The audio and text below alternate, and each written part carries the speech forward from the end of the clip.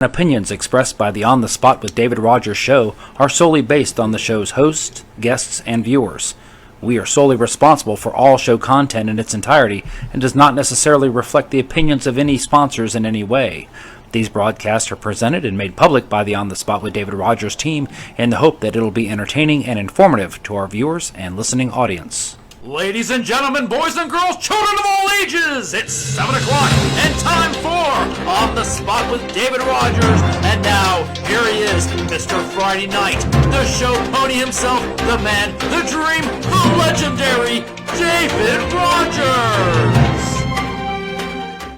Good evening, ladies and gentlemen. Welcome to On the Spot with David Rodgers. I'm your host, David Rodgers, alongside Mitchell Gunner and the Byron Bagwell. Great to have you along. Tonight's show sponsored by the Mitchell Gunner Racing.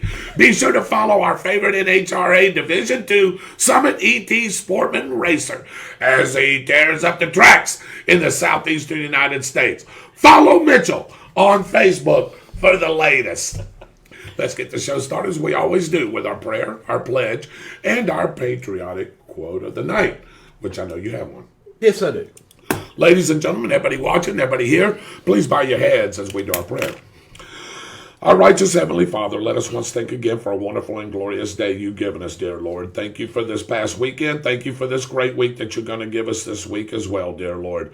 Thank you for letting us live in the greatest country in the world today, dear Lord, the United States of America. I know we have our own issues and our own problems, but dear Lord, with your hand and us accepting your hand, we can make this nation great again. Thank you for the greatest armed forces in the world today, dear Lord. The United States Armed Forces, as they are out there fighting not only international terrorism, but domestic terrorism, dear Lord, and anything else that is trying to harm any one of us citizens, dear Lord. Thank you for, like I said, the people that are serving now and the people that have served in the past, the ones that gave the ultimate sacrifice, their lives for this country, dear Lord. Thank you for our first responders, each and every one of those men and women, dear Lord, that protect and serve and just come out when we need them to, dear Lord, that you keep a hedge of protection over them and that you bring them home back safely to their families. Anybody with a spoken or unspoken prayer request, dear Lord, you touch and heal each and every one of them, dear Lord. You're the ultimate healer, the ultimate comforter, and just the ultimate, again, dear Lord, just the ultimate period. You can touch each and every one of them, dear Lord. Anybody that's going through a big-time struggle, dear Lord, whatever it may be, put your hand on those people as well, dear Lord, that you can comfort them and see where the righteous path is. Thank you for the food that we receive each and every day as it goes nourishment of our bodies and our bodies to thy service. Thank you for letting us have this time to be able to do this show, dear Lord, and to bring the information that we all are going to give tonight, dear Lord, to our viewing audience. So let our viewing audience take that information and do as they wish with it, dear Lord, and that we bring it within your way. Again, thank you for letting me be with my brothers tonight as we have a great show in plan and in store. We ask for these things in your Son's name, Jesus Christ. And the congregation says, Amen. Amen. All right. Let us stand for the pledge. And I'm going to ask Mr. Byron Bagwell if he'll lead us. Sure.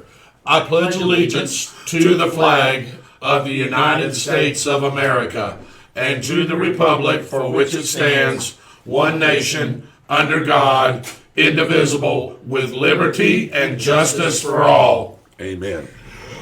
All right, Mr. Bagwell, we're going to get right into it. Do you have a quote for us tonight? I most certainly do. All right, come on with it. Everybody to think about the wording of this quote. Okay. Because I'm going to get everybody with this one. Uh-oh, Jim and Eddie. Oh, man.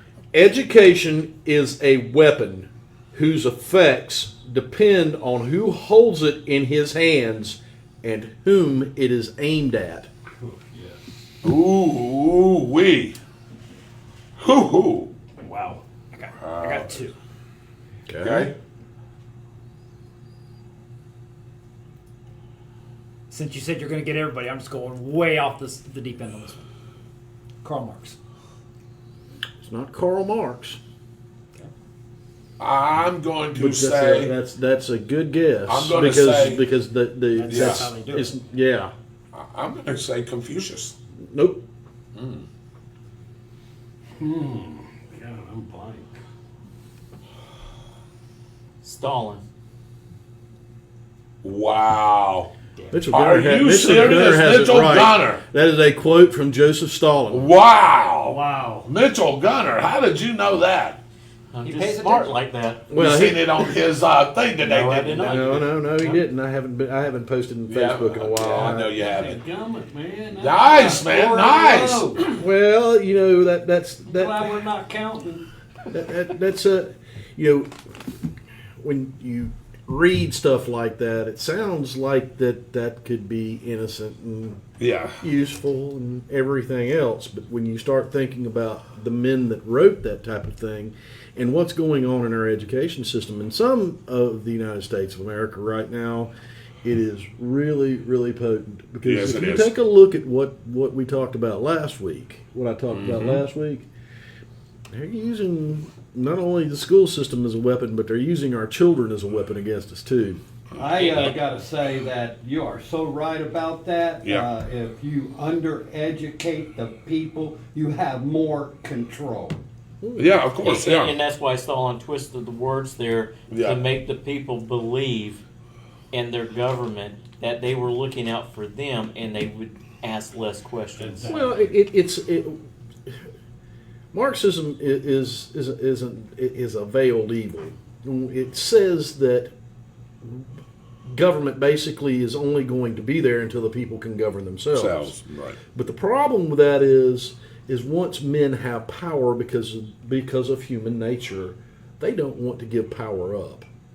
There is not a single Marxist-based government on the face of this earth that has ever done anything but harm people. And if you don't believe that, you start taking a look at its history, and you'll find people like Pol Pot, Joseph Stalin.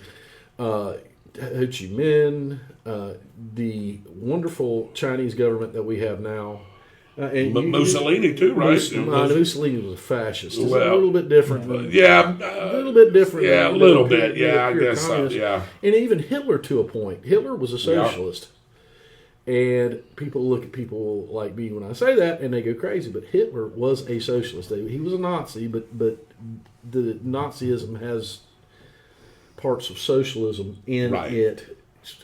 That's a strange thing when you start delving into it because it has mysticism in it and all sort of other All stuff in right, it. Byron, I've got a quote for you guys. Self-praise is for losers. Be a winner and stand for something. Always have class and be humble. Vince Lombardi. Nice guess. I was wrong. Self-praise is for losers. Be a winner and stand for something. Always have class and be humble. That's Good guess. That's I've read this one. Hold on. Seminole coach that passed away here recently. Bobby Bowden? You want to go Bobby Bowden? That's not a bad guess. Byron? Dadgummit. You going Bobby Bowden? The other one I can think of, Pop Warner. That's a possibility too. No, Possible. it was Watch it not even be sports. no, it's sports. It's a and sports quote. I can't. Bill Belichick. I can't remember. I know. All right. I That quote Bill is actually Belichick. from David Rodgers. He made that one up the other day on Facebook. Gummit, that was. Oh, that's where I read it. Oh, Lord Look have at the circle you mercy. have fallen in. Exactly. And somebody said here, I think Sharon Petterman always follows those quotes. Yeah. And she said David Rodgers said that. Nick Saban. Nick Saban, I like that. Could be, though. Could be. All right. Hey, don't go anywhere because the 360 starts right now.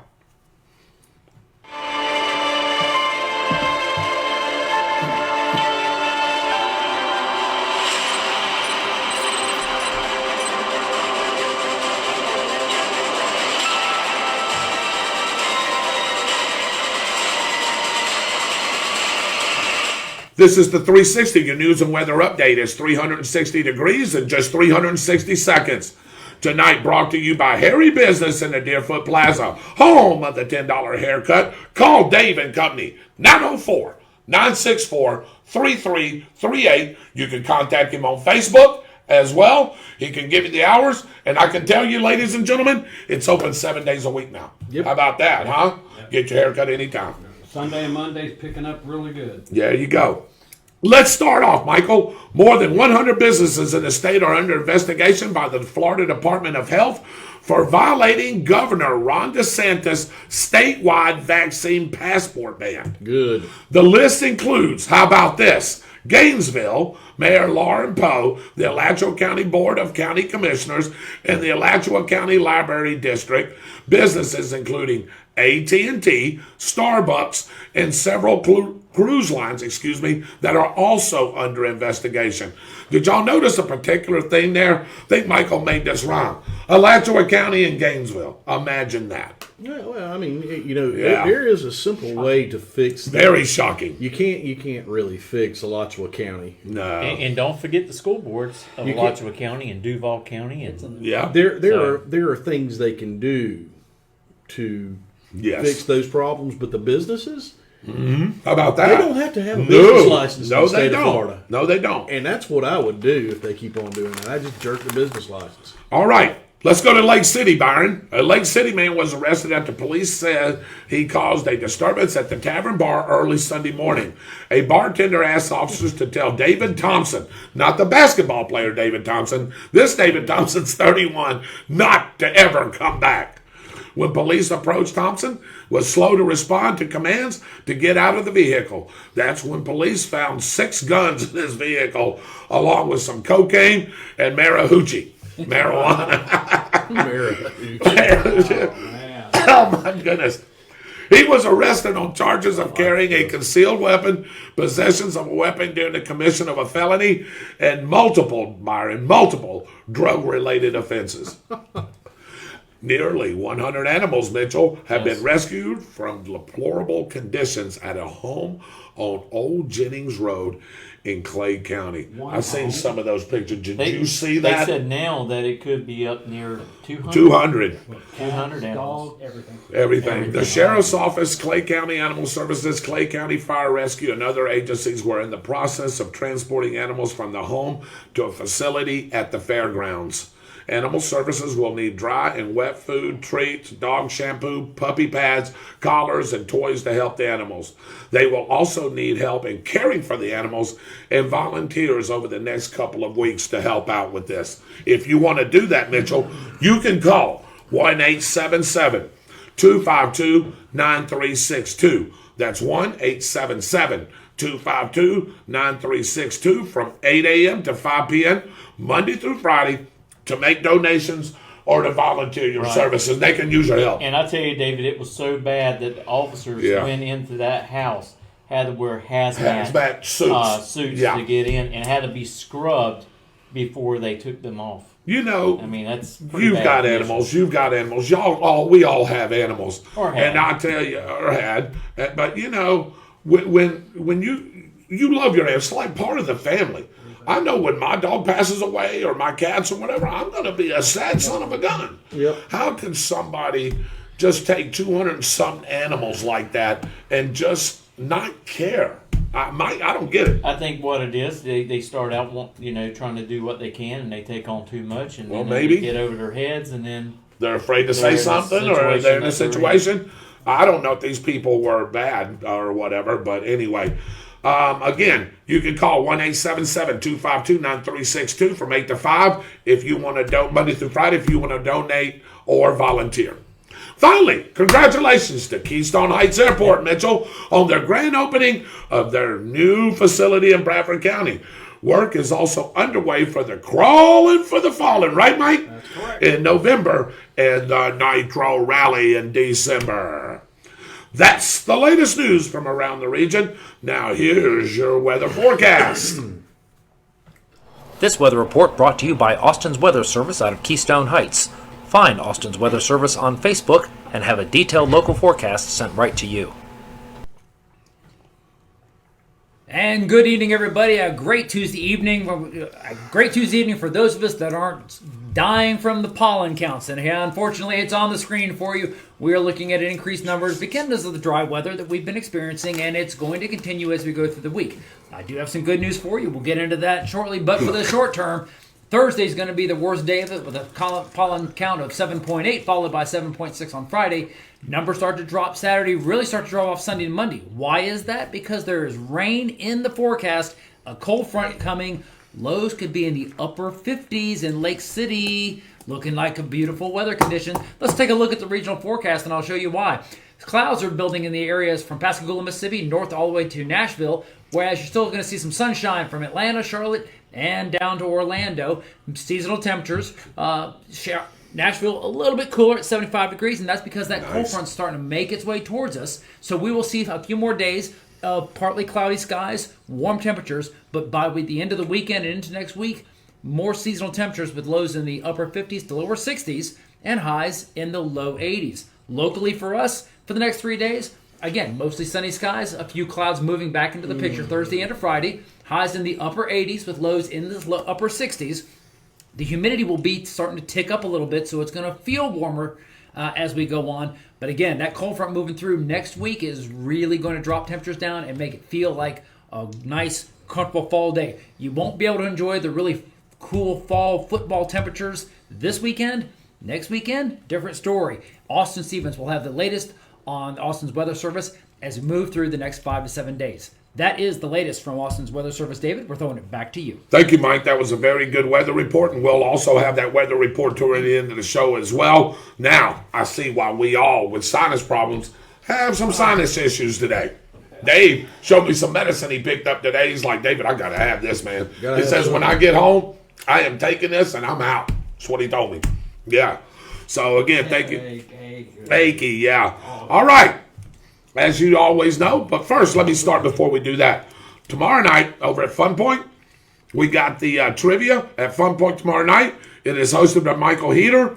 They start at 7:15, right? That's when the first question goes up on the board, 7:15. So make sure you go over there, grab some great food, grab some great drinks.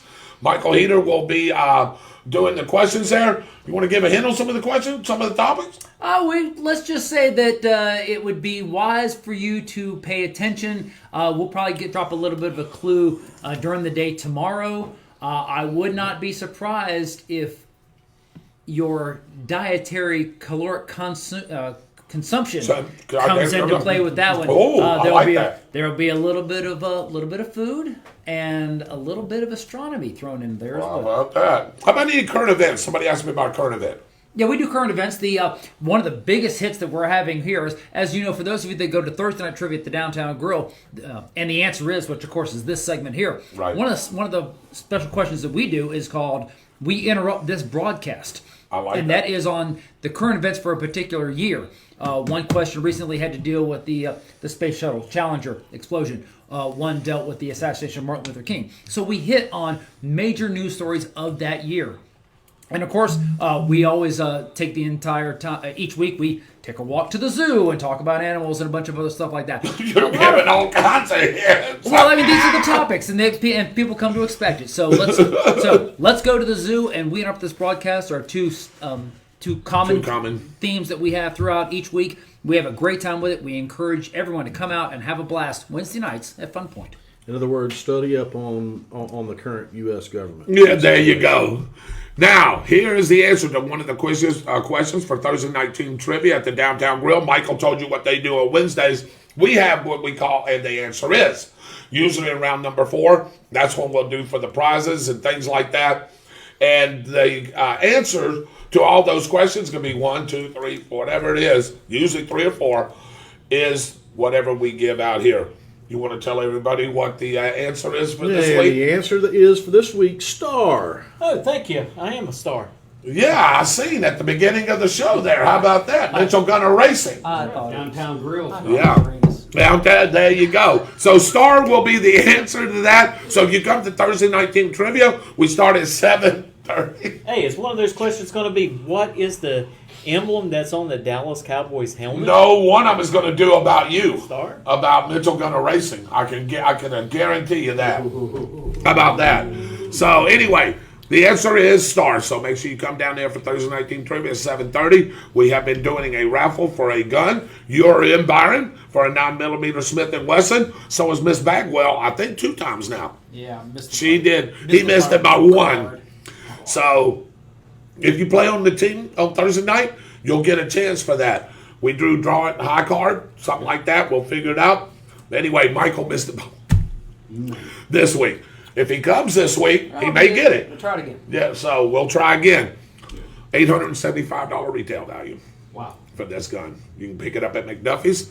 The background check, all of it's paid for. All you got to do is go pick it up. Pick it up. It's only 2,500 tickets too. So that's between Lake City and here and what I'm doing. So have a good chance. Nothing. All you got to do is play Thursday night team trivia. Cover the cost for that. And if you're a concealed carry, it makes it a whole lot easier. Makes it a whole lot easier. Now, is it a concealed carry 9 or is it a regular size? It's a concealed carry 9. Small. Mm-hmm. Yep. All right.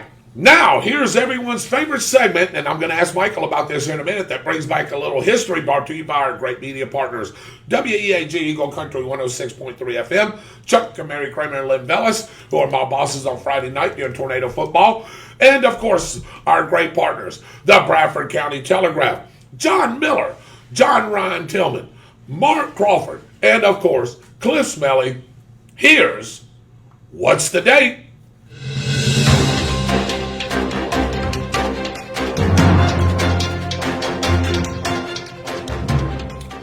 These are the headlines for the Bradford Telegraph in the second week of October in what year?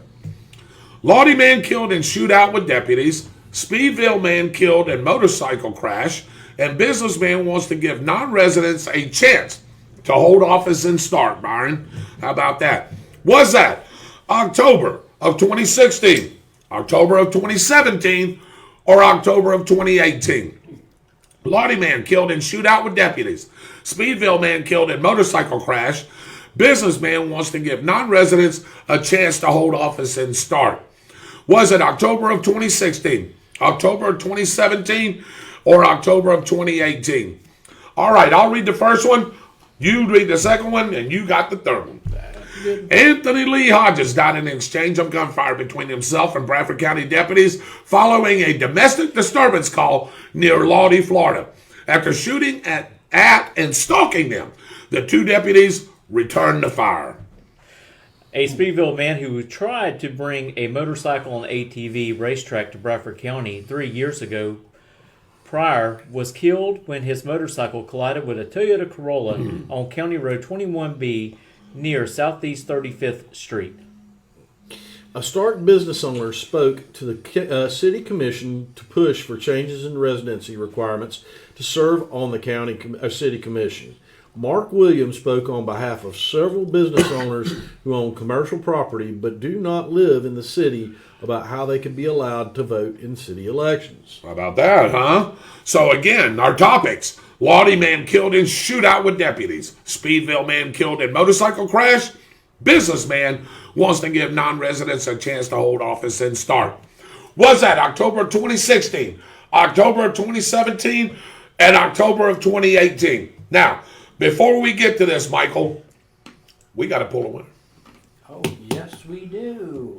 Yeah, do you want to go to the office and Yeah, grab a hat? Let me. I actually left the name. All right, why don't you do that, and I'll read some of the comments here. We've got to pull a winner for September. Yes, we do. Gail Allen, thank you for watching. Janet Roll, thank you. Mom, how you doing, Miss Shirley Bagwell? Say hello to Mom. Hey, Mom. Randy Scoggins, Todd Jordan, Barbara Zipper from Lake Butler. Renee Stegall Shaw says amen from Pascagoula, Mississippi. David Kilgore. Mom says good evening. Pepper Autistic is watching. How about Edward Pettiprin? I like Edward. Austin Stevens. From where? Austin's Weather Service. That's right. Pick up your forecast anytime. Check out Austin's Weather Service. Renee Stegall Shaw said Nick Saban too. She thought sort of with my quotes. That's what I was reading. That's why I was Nick Saban. Anthony Black from Tallahassee, Florida. His wife had surgery today on her knee. I hear everything's going well. So we wish her speedy recovery, Anthony, for sure. Definitely. Her second guess would have been John Gruden. Could have been. She's stirring the pot. With Yes, she is. Yes, she is, boy. You ain't kidding. Roy Jackson's watching, two-time winner. My buddy Chris Davis, Slice and Dice Barbecue. Some of the best, no, not some. The best barbecue around. I can tell you right now that pizza was absolutely delicious last week. Yes, it was. Anything that he cooks is absolutely delicious. It melts in your mouth. I took 3 pieces home with me. Did you finish them? Yeah. Okay, good. What's up, fellas? Broke free from the restaurant a little early tonight. Well, that's good, Chris. We appreciate it. Jay Groves, I sent the pics. Make sure you turn them in to me. Have you seen the pics? No. Not that bad this week. Pull them up if you got. Well, you don't want to pull them up yet. Let's see. Yeah. What do we got? They're not bad games. I'll even let Mitchell read them off here in a minute. Bobby Gibson from Alabama. Buddy, Birmingham, and Tuscaloosa area. Hey, Alabama took a whooping, didn't they, son? They didn't get whooped. They got beat. And I didn't think Bama would get beat by Texas A&M. But they did. That was one good Absolutely, it was a good game. And the other game was with Ole Miss. So, yes, it was. Sharon Petterprin, the model, says, Dave, look at here. If you follow David Rodgers on Facebook, he makes quotes during the week, and this is how I knew it was him tonight. And you know, I don't get those quotes. Gordon Smith trying to get in the drawing when he knows exactly when that happened. Yeah, of course, yeah. Not bad, David. Not bad at all. Yeah, not bad. Yeah, we'll get. I'll let you read them off here in a minute. Hey, so anyway, you do know that lately, the last week since I've been back on Facebook, every one of those quotes I make up. I don't get it from anybody. I don't go back and those are made up just off my top of my head. Yeah. Now I may get one later on if I go thinking of stuff, but I do that on my own. All right. How about this? Renee Stegall Shaw says, Team Chucky. She is just ripping that pot. Nikki Cooper's watching. Hello, Nikki. Went to Downtown Grill last Wednesday afternoon. It was great, Roy Jackson said. Always is. Yes, sir. I don't know what you got, Roy. Tell me what you got. Noah Gibson is watching. Chris Davis. So he wanted to see the Pick'ems. You want the Pick'ems, don't you? Oh, to put them on. Pick'ems, Yeah, that's something that we do. Hey, that's something we do on during tornado football games. You heard us do that on, of course. Then do you want to put them on there? Email there, I can. If Mitchell can send it to you. Let's see. All right. Chris Davis, Slice and Dice, says 2018, Byron. Mm-hmm. Ty Jordan says 16. Phil Jackson, 18. Mm-hmm. Roy Jackson, 18. Chris Davis, that shooting happened right down from my house, and he was a friend of his. Wow. Sad faces all around there. The model says 2018, Sharon Petterprin. Edward Petterprin, 2018. Mrs. Backwell, 2018. Gordon, 2018. Oh, boy. Gotta love our sheriff, don't you? I think you might be wrong on this one. He may be. He may be trying to throw some people off. He's known to do that a time or two. By the way, Gordon, you need to tell me what that was that you made. Did you see that picture? Was that goulash? No, that was cowboy beans. Cowboy beans. Yeah, it was cowboy beans. Cowboy beans. Man, but he had corn and all kinds of stuff in there. My gosh. I was fixing to grab the wife and the kids, and we were going to head over. Tina Marie Harris was on. Tammy Testone says 2018. 1, 2, 3. Hello, Albie! And, yeah, it was Texas cowboy beans, Gordon said. There you go. Texas cowboy beans. All right. Okay. That sounds good. All right. Okay, here we go. All right, so let's, just so everyone knows, let's slide this in here. There's the helmet. Let me make sure all of them are in there. So we have got a bunch of them in here. We got a whole bunch. We had nearly 25 in the month of September. Oh my goodness! All right. We have got a big stack of cards in here like that one. So we're going to kind of stir it up a little bit like that. Who's picking this time? You can.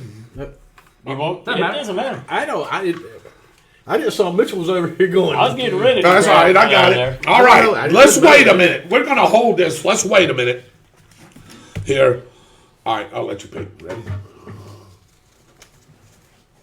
Oh, thank you. How about Thank you. that? I am getting into the drawing. Thank you, ladies and gentlemen. Yeah. How about that? Yeah. Was he even on tonight? I don't think so. I haven't seen him yet. I haven't seen him yet. I haven't seen him. All right. Okay. Go around the table. Hello, Trent. Go around the table. What do you say? I'm going to say 2018 also. All right, David? Wow, that was my guess right at the beginning. At the beginning, so 2018. Michael? I'm out because I was on scene. Yes, you were on scene. So you can't answer I either. can't answer. I'm debating. I'm probably wrong. Okay. I might have the wrong shooting. You're going 2017. Wrong accident. So I'm going 16. You're going 16. 16. Yeah. Okay. Michael, I'm going 2018. Now, something just sounds right about that. No more guesses. I don't see any. And the answer is, wait for it, drum roll. October 2018. That's I'm thinking of Gordon another was trying to accident throw- that was out on 221, Yeah. Yes. and that might have been the little parade You that got we to- had with the guy on the motorcycle. Yeah. Yeah.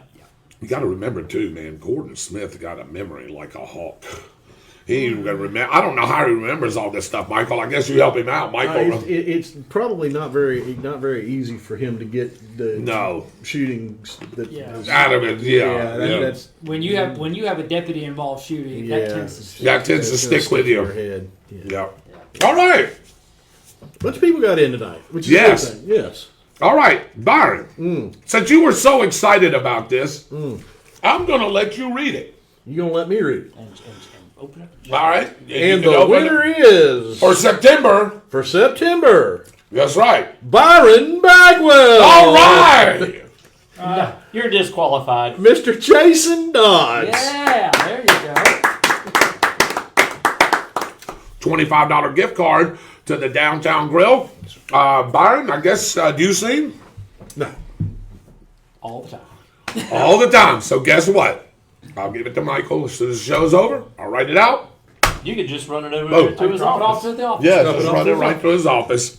Good deal. Jason Dodds, congratulations, sir. All right. Let's move on here as the show's going on. Ladies and gentlemen, if you don't know, we've rotated a little bit. The Byron Bagwell's fixing to come on here in just a few minutes because Mr. Mitchell Gunner is going to do his at the end of the show. Real quick, 2 seconds. Tell us why. We're going to have Lyle Barnett back on the show. He actually won his first NHRA race this past weekend at Texas Motor Speedway. Yep. So we're going That's to why have him he's on going to there. call in. Yes, that's correct. So anyway, hey, good chance for you to call in during that segment. But we'll be right back with the Byron Bagwell right after this commercial break. Schuster & Sabin is the leading firm in Florida with 8 offices from the Panhandle to the Florida Keys to handle your claims for personal injury, workplace violations, and PIP claims for medical professionals. Visit us online at www.piplaw.com or call 24 hours a day at 877-511-7829. Schuster & Sabin Law Offices for all your legal needs. And now, with the latest national and international update, here is Your World Report with Byron Bagwell. Good evening, ladies and gentlemen, boys and girls, children of all ages, hopefully not for this conversation, patriots, infidels, and miscreants. I am the Byron Bagwell, and I have a very serious topic to talk about tonight.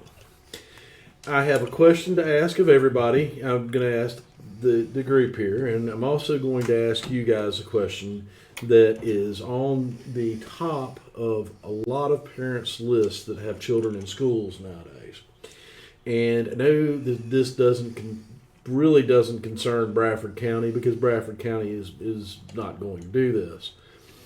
But there are some school systems around us that are doing this, and this revolves around access to restrooms by transgender children.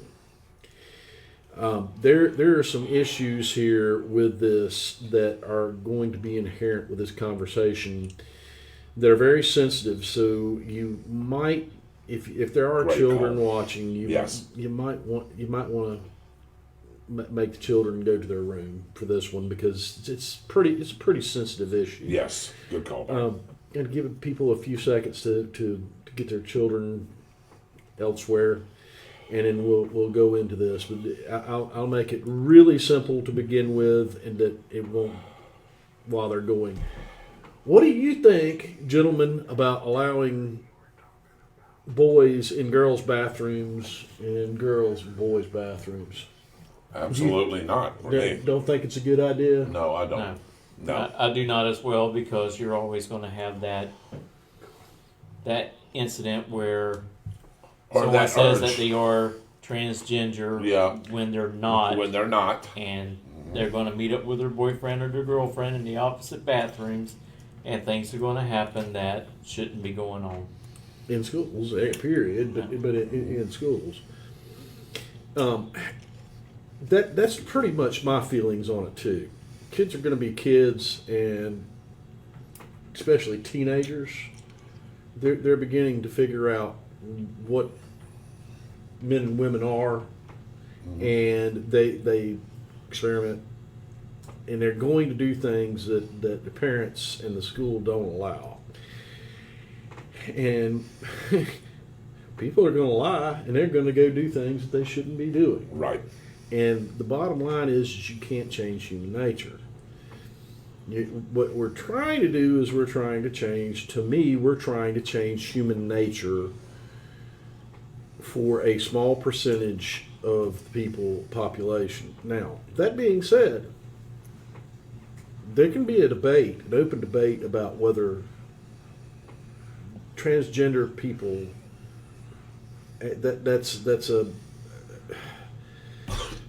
it's a touchy subject, because we all know people who have, or most of us know people who have children who are transgender anymore. Yeah. Whether we believe it's right or it's wrong, we know people. So please be careful with your comments on this. I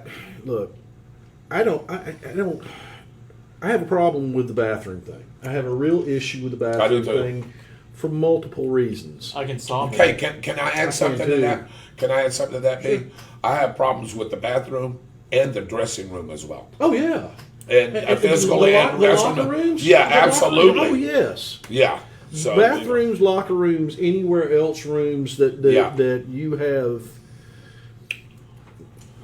men in private situations and women in private situations, or girls and boys in private situations, the opposite sex should not be in there. Now, that being said, if you call somebody a transgender person, and are they the opposite sex? The answer is yes, because you cannot change people's chromosomes. Sorry, that's a scientific fact. Can you say that a person is mentally another person like that? Yes, you can. Can you say that there's people that are born with both genders?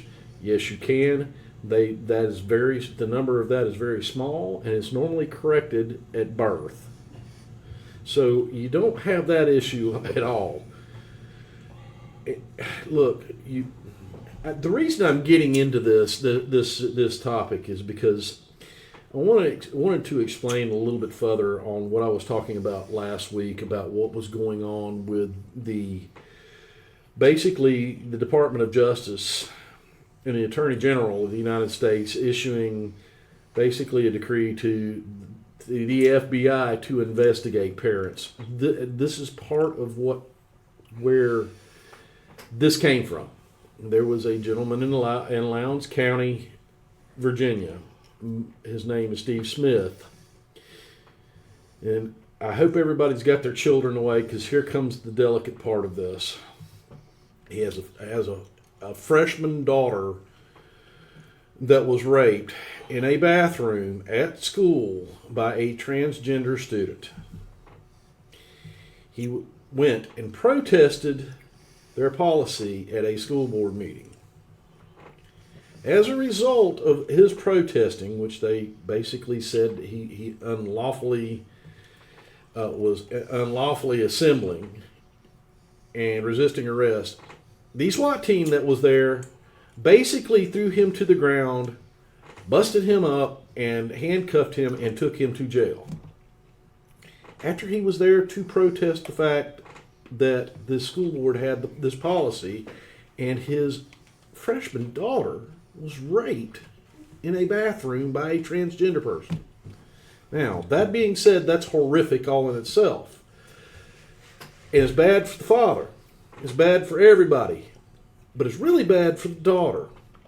Because not only did that happen to her, but she got to watch her father basically be railroaded by every leftist media organization and saying he was a domestic terrorist, and watch videos of him being manhandled by a SWAT team and arrested for using his First Amendment rights. And going to discuss the policy of a school board that his daughter attended. Then, after all of that was over, the highest attorney in our nation, the Attorney General, who is in command of the Department of Justice of the United States, basically goes in and implements a policy of FBI investigating people because the National School Board Organization, or NEA, actually sent a letter referencing her father as a reason why the DOJ should do that. The Department of Justice issues that, and now they are going to scare some parents to death about going to a school board and saying anything at all. Because I'm telling you, if my daughter had done that, I would have probably got thrown in jail too for protesting. Sure you would. And I would be back, and I would say, this is not going to end well for you. I'm coming after you. And you know what that means? I'm coming after your school board position. Because after I'm finished with you, you're not going to have it. But if I said that, and the media took that little clip out of it, the Department of Justice could coming after you. That's how lawyers play tricks. That's how people end up in jail. It's how they did it with General Flynn. It's how they did it with a bunch of different people. So you have the one of the most powerful branches in the United States government coming after its citizens for speaking up against policies like transgenders using whichever bathroom they identify that day with. You have them protesting things like critical race theory. Mm-hmm. You have them just basically protesting all sort of different things, and if they say anything that school board member could consider cross, all they're going to do is go to the FBI, and the FBI is going to be down their throat. And all it takes is that one little bitty tiny thing, and they will be in so much deep trouble and wrapped up in so much litigation, they won't ever be able to pay for anything again. It'll break them. That's what happened to General Flynn. That's what our Department of Justice has done to basically you if you have a problem with anything your school board does. Because now the FBI can investigate you for coming in and say, yeah, I'm coming after you. Hey, Byron, I'm going to keep up with the comments a little bit tonight for you so you can answer. By the way, John Gardner from Pasco, thank you for tuning in. Joseph Sayers is tuning in. Christopher Davis said, these parents need to step up and put a stop to it. Read the Bible. There's only two genders, and that's how it should stay. Got a bunch of quotation marks right behind it. Hang on before you answer that. Dwight Allen says, good evening, fellow patrons. Good evening to Mr. Dwight Allen. Good evening, brother. And Joe Starlin's watching, and that's all we have right now, B. I'll let you take that. Chris, for me and you, it's really simple. That is the honest truth. There are only two genders. There's male and female genders. Scientifically, there is only two genders because there's a certain set of chromosome sections for male and chromosome sections for female. And that's how that works. But unfortunately, we have been handed this narrative that that's not the truth. That gender dysphoria which is what that is no longer gender dysphoria. It is transgenderism or some sort of ism that they call it now, and it's actually not a mental illness. Well, here's the problem. If you say something so many times, people start believing that is the case. And if you have a child that has that issue, and you want to believe your child is normal, you're going to take that side. Now, that being said, I'm not a parent in that position, so I don't know how I would react. I really do have empathy for these people because they're going to be ostracized all their life. I mean that's it, and you shouldn't treat kids that way. But at the same time, a male should not be in a female's bathroom, and a female should not be in a male's bathroom either. And it doesn't matter whether they're transgender or not. That's just common sense, because kids are going to be kids. Yeah. Apparently, this kid in Virginia was not too much of a transgender person. Yeah, yeah, that's a great question. I mean, if you're wearing a skirt at school and you're going to a female's bathroom, which the kid was wearing a skirt sometimes at school, you're going to a female's bathroom and you're like, girl, are you really transgender? Now, to me, the answer is obvious about that. This is a very delicate subject. And when you start talking about kids, you have to teach kids right from wrong. And the way I would teach my children and the way you would teach your children is not necessarily the way everybody is going to teach their children. And, I mean, yeah. Like I said, this is a difficult subject to deal with. And I definitely, you're right. That's what the Bible says. But at the same time, it says a bunch of other things about being loving and caring too. And you know, my kids now are out of the school system. But Mitchell probably would be the better one to answer this, since he's still got kids in the school system. But I can tell you this: back then, if this was all being brought up, I can tell you this: I'd be one of the first ones that'd be vocal about it with my school board and say, no, you're not going to allow transgender or boys mixing girls into boys' bathrooms. That's not going to happen. It's not going to happen in the dressing room, because what do you do right there? That's what you call temptation. Temptations are there all the time anyway. Now you just opened Pandora's box and opened up the door to make that even more prevalent. Well, people can get mad at me when I say this, but children lie. They lie to their parents. I did it when I was a kid. Mm-hmm. I didn't do it often, but I did it. I think we all did at some point. Yeah, the dog ate my homework. Well, it goes from it goes from things like the dog ate my homework. With me, it went from things like my homework disappeared or I didn't have any homework to things like, oh, I was riding my bike here when I was really riding my bike somewhere else where I wasn't supposed to be, and things like that. I mean, kids do that to their parents. One thing that the school systems can do is, won't they have designated bathrooms set up if they're going to go this route for transgender male, transgender females, and they use those bathrooms?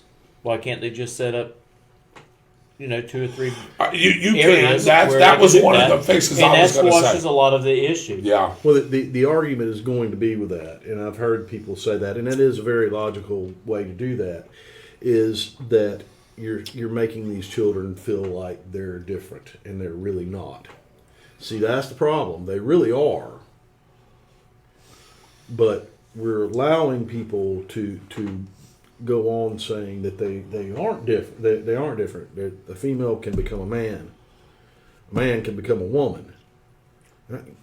You can. You can do that. The medical field can do a lot, but you cannot change somebody's chromosomes. No, you can't, and that's you can't do it. Yeah, and that's the problem. Now, looking at Olympic athletes and stuff, they're trying to do things like that, and because of their chromosomes, they are still a man or a female. Oh, yeah. Dwight Allen says trans are the epitome of mental illness. Go ahead, I'll let you tackle that. I love you, brother. You're always blunt. You're always to the point, and Yeah. I'm going to be honest with you. By the definition of gender dysphoria, which is really what you're talking about, you're absolutely right. Yep, yes. And the shame of this to me is we are actually allowing people to change a medical definition because of political correctness, and it's hurting these children. It's all the way to the point where they don't want you to say that man or that woman. They want you to say that human. Chris Davis says, I can fix brainwashing with a belt on my kid's behind. But, yeah, I'm sure you can. That's exactly right. No wonder he owns Slice and Dice restaurants. Oh, Lord. Renee Stegall-Shaw said, any male that assaulted my daughter in a bathroom might as well identify as a female after I get through with him. Just saying. Okay. Here's the other thing that is going to come of this. There will be no good that comes of this because of things like what Renee Stegall just said. Sooner or later, these schools are not going to be able to protect people's children. And the parents are going to take that into their own hands. The shame of this whole entire situation is that child that raped that other child, the police were not called on that. They were not called on that. That child was, finally they did, the parents I think did, that child was moved to another school and actually raped somebody else. And so these are multiple offenses, right, B? Multiple offenses by the same child. Okay? So we fix the problem by moving from one school to the other. Wow. The child belongs somewhere else other than school. Of course he does. Should have been expelled. That's what I said. We fixed the problem by moving the child from one school to another. But because he was transgender, they didn't want to do that because of political correctness. I can guarantee you somebody would have said this poor child. Political correctness does not override the law of the land. Right. Here's the issue. We have this issue that we're talking about right now that now has been used by our federal government and our National Education Association to investigate parents when they say something that, guess what, our liberal school boards don't like. Because I guarantee you we're not going to any place that's conservative going up there and doing that. And I've got a question for them too about this. You have somebody that's liberal that goes to a conservative area and they go up there and they start something. Are we going to investigate them too? I would be willing to make a bet that we will never hear it except on a local level, and nothing will ever be said about it. It's just going to be these hot button issues, transgender stuff, LGBTQ plus, whatever you want to call it. And things like critical race theory.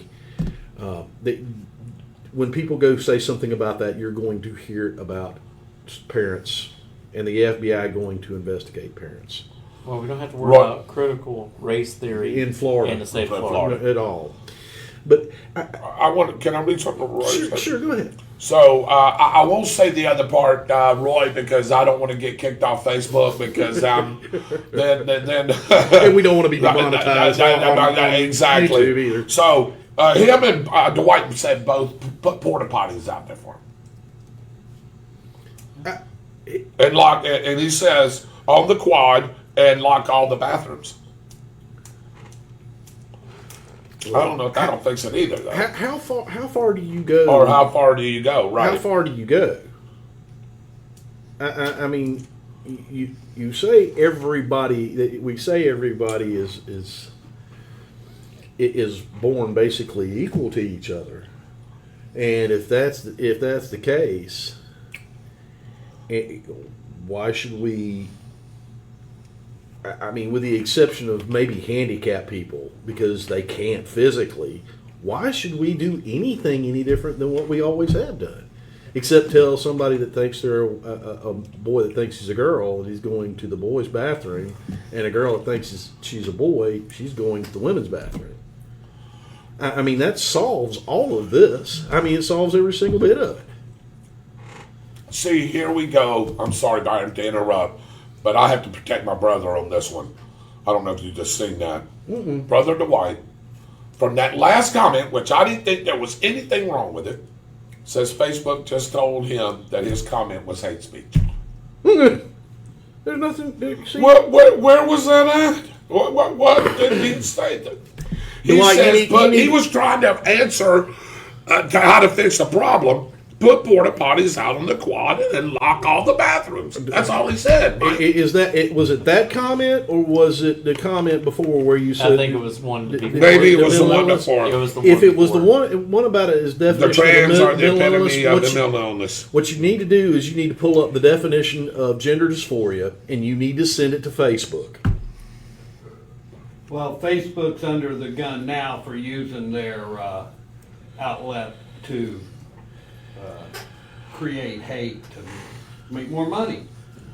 Well, of course. With the whistleblower bringing all that right. up. Levi Williams, thank you for coming on. And Miss Bagwell hit it right on the head. And I was sort of thinking that way. She says there will only be private schools in the future. I mean, eventually, I hate to say it, yeah. It will go that route. It will go that route. I'm sure it will. Yeah, it's going to go that because route. what's going to happen? Well, it may not be exclusively private schools, but a lot of more homeschooling. You're going to have a lot more kids. Yeah, what you're going to have happen is the people that can't afford private schools but can afford to homeschool their children, they're going to homeschool their children. Yeah. And the people that can't afford to do either one of them are going to keep their kids in public schools, and they're going to get a crappy education because there's not going to be any money in it because smart parents are going to pull their children out of it. That's the bottom line. I can see it coming because every single thing that Marxism touches, it destroys, and we're seeing that. And people will say, well, "How's the school system Marxist?" Well, just take a look at the majority of professors in our universities and our colleges. Ask them if they're socialists or Marxists. Some of them will tell you they're straight up Marxist. Mm-hmm. And if you listen to them teach our children, they are going to teach our children that way. Yeah, in some cases, students, that have graduated college have actually came out and said, "Hey, I had to do my work this way just to be able to get a decent grade or keep my GPA up to earn my degree." Right here. Right here. I graduated in 1998, and I had to do that. I graduated college in 98. I had to do that in my education classes. I had to do that. I had to lie about the way I really was to get myself A's in classes. Had to do it. Had to do it in the last two education classes I had to get my bachelor's, and I had to do it when I was working on a master's degree. I had to do it. And I had a long discussion with my mother about this when it was going on, and she was like, "Just do what you have to do." And I'm like, taught me not to do stuff like this. Right. And it bothered me, but I had to do it in order to get that piece of paper that's hanging on my wall. I mean, that was 1998.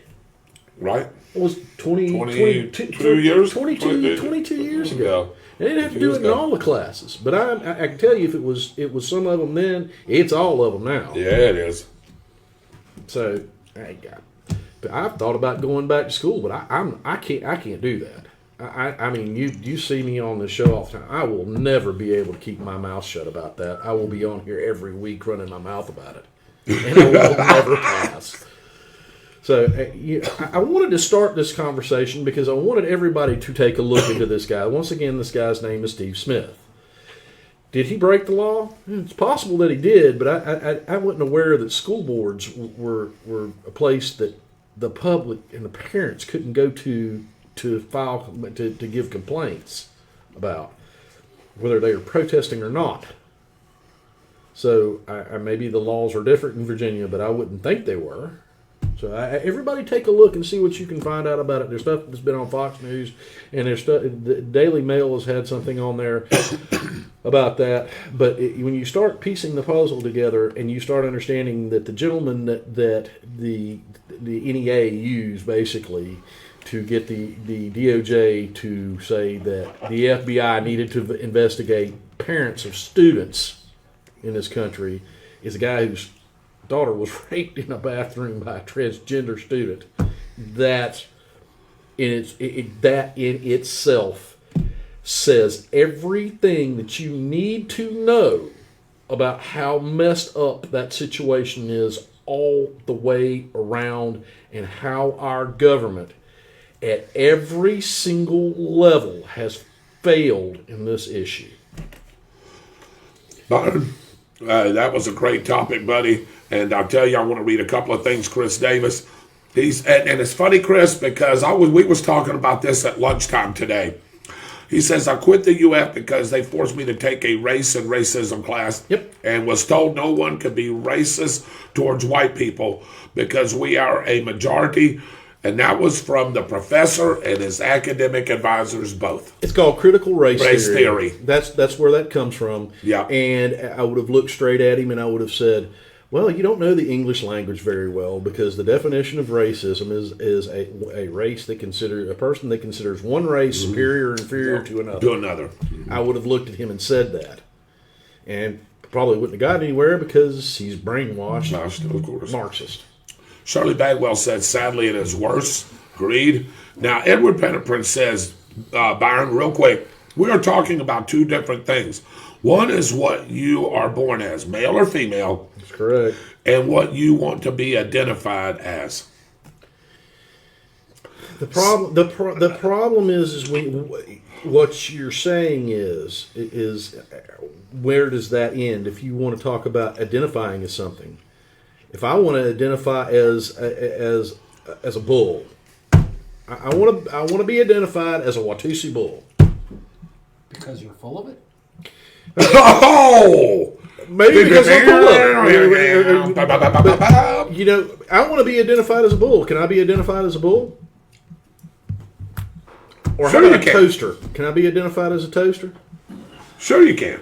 I mean, that's what I'm saying. Where does it end? Where does it end? I mean, if you're saying one physical impossibility, you want to be identified as male and you're female, and it's genetically impossible, then why can't you be identified as anything? Right. Okay, now there's another thing that goes on with this that people talk about their sexual preferences. Where does that end? We're opening Pandora's box with this. We need to come back to some sense of a civil society and normality. Well, y'all call me the show pony. I want to be identified as the show pony. What? So can I be the show pony? Oh my God, this is going to Greek. Yes, Greek it is. Let's Chris get away Davis, from real this. quick. And now I'm $68,000 in debt without a degree. Yep. Mitchell Gunner's watching. And Stingall says, hey, as soon as you grow horns out of your head, Byron. Hey, that's what I'm talking about. I mean, Dwight just sent me a thing. He cannot post anything for the next 24 hours. Dwight, if you can hear this still, send these fools the definition of gender dysphoria. All right, Byron. Thanks for your segment, brother. Great subject, great topic. We'll continue this on, I am sure, in future conversation, because this is going to keep coming up. It's going to get more prevalent as it goes. This particular conversation I wanted to get into tonight because I wanted for it to overlap into why they did this. With basically our federal government being allowed to investigate private citizens like that are parents that are concerned about what's going on in their schools. So that's why I wanted to do that. I'm glad we had that conversation, ladies and gentlemen. Absolutely. I'm glad that you chimed in. There is no clear answer to this. There's a clear answer to me for myself. There may be a different clear answer for you to yourself with this. Just look. Remember, when you see children that are this way, they are still children. Yes, they are. I don't think it's right, but that's my opinion. But these kids are still children, and they're not the ones that need to take any guff. So, that is the Byron Bagwell. Don't go away, because Mitchell will be right back with his local report and our special guest right after this commercial break.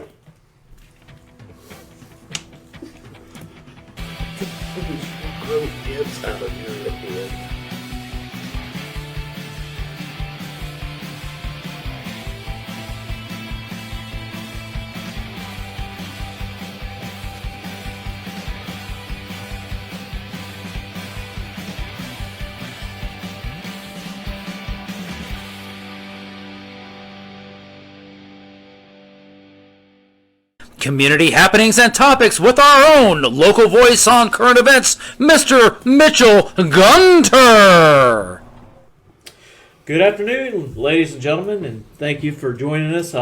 As David and I talked, we got a special guest coming on here in just a few minutes, Lyle Barnett, and we're going to talk about his first NHRA win in Pro Mod. And also talking about drag racing on the 19th, next Tuesday night. We're going to have Derek Putnam on here, discussed about the upcoming 352 shootout that's going to be taking place over at Gainesville Raceway, which we hope that we'll be there airing it live for an audience to watch.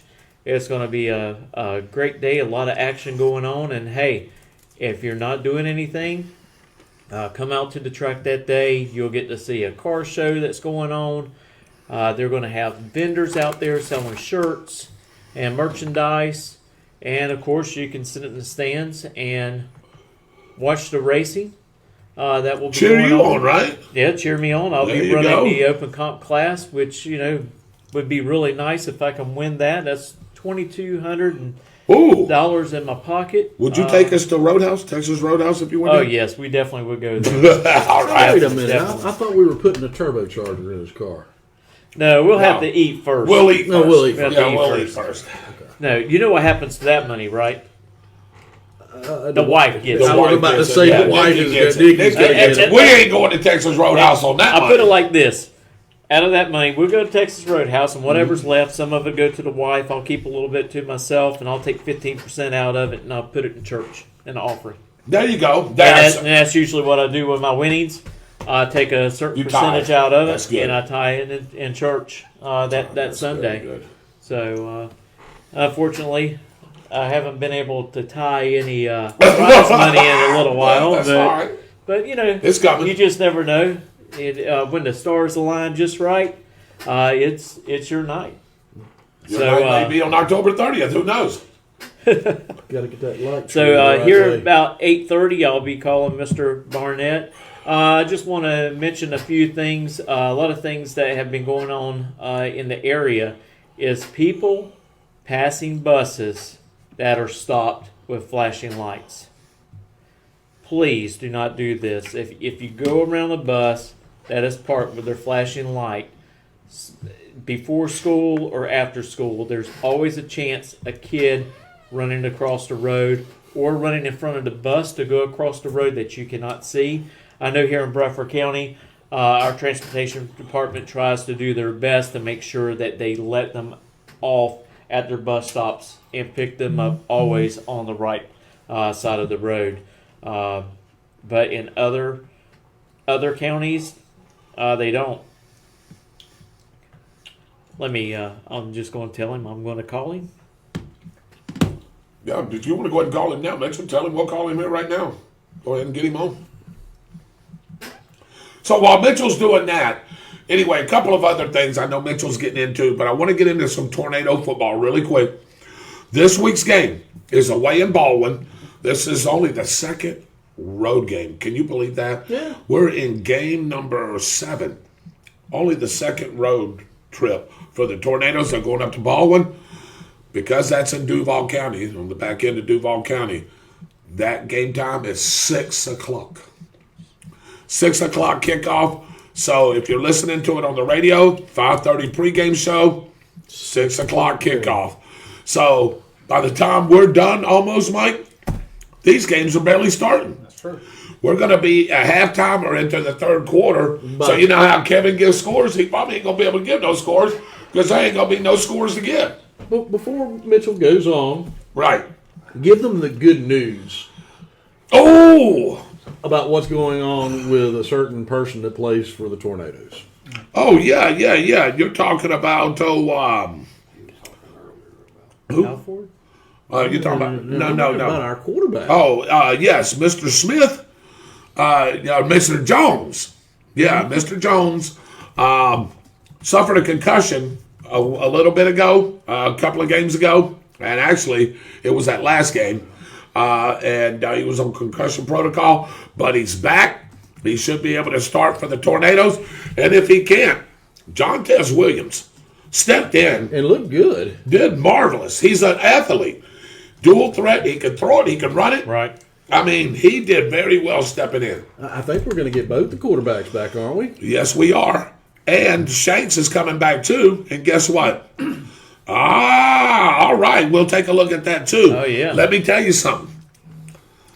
Bradford, 3 games ago, was in the 7th spot, wasn't in the playoffs. You know what spot they're in right now? Probably 2, 3. What? They moved Second up from spot. Oh, wow. right now. If the season was to end right now, the Tornadoes would have a bye and host a home game. They moved from 7th to 2nd. Do you know why that is? We all talk about it. Strength of schedule. Strength of schedule. You're playing 5A. Me and Mike talk 5A, 4A, 3A, 2A. Strong teams that get you points. Hey, there's teams behind us that are 5-0, 6-0, and we're ahead of them because of strength of schedule. Clay. They beat Clay High. Yes, they did. Lost to a really good University Christian. We should have been by not very by many one points. score. Who's number one? And then they Hawthorne. And then they turn around and they beat this last team, and I can never Live remember. Oak Swanee. They beat Live Oak Swanee, which And is a 5A then they beat team. American Collegiate. And then they turn around and beat American Collegiate. What are they 4 or 5? They're 5A or 6A. And they played Union County, remember, to a 10-6 ball game over here. 2 or 3 weeks prior to that. So they're playing a difficult schedule, and they're beating teams that they shouldn't beat. And that's why they jump like that. I figured that's what they did. All right, yes, and that's exactly right. So remember that. So 6 o'clock kickoff, 5:30 start. Dave, what do you got for us? Do we got some college pick'ems? This is some of the games that we came up with. Just real quick around the table. What you got, Dave? Look at there, ladies and gentlemen. Game 1, number 19, BYU at Baylor. Byron, give me a pick. Give me BYU. All right, Dave. You want Baylor. All right, Mike. Yeah, I'm taking BYU on that one. All right. After I watched the game this past weekend, I'm going Baylor. Oh, you didn't like the way BYU played against Boise State? No, I think Baylor played better. Yeah, I think they will play better, but I like Baylor at home. Ole Miss, they're Rebels at the Tennessee Volunteers.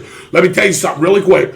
The Volunteers, the last 2 weeks, have thrown up 60 points plus. They're 4-2. Byron, who do you like? After watching Rocky Top play last week, Yeah. I'm going to go with Tennessee. You're going Tennessee in the upset special. The upset special. David? I don't think they can hang. I'm going to go with Ole Miss. All right. Mike? Yeah, I'm definitely Ole Miss. He likes the quarterback. You like Matt Corral, don't you? I like Matt Corral. But you got to too. understand that in college football, 2 of my favorite teams are the Florida Gators and anybody who plays Tennessee. Wow, nice. All right. Who do you? I tell you what, after that the was performance Ohio that Ole Miss had on offense this past weekend, Both of them are throwing up points. I don't think Tennessee's defense can hold back Ole Miss's Think it'll be high scoring again? offense. All right, so you like Ole Miss? Yep. I like Ole Miss. Ole Miss too in a close one. Number 22, North Carolina State Wolfpack at Boston College. Give it to me, B.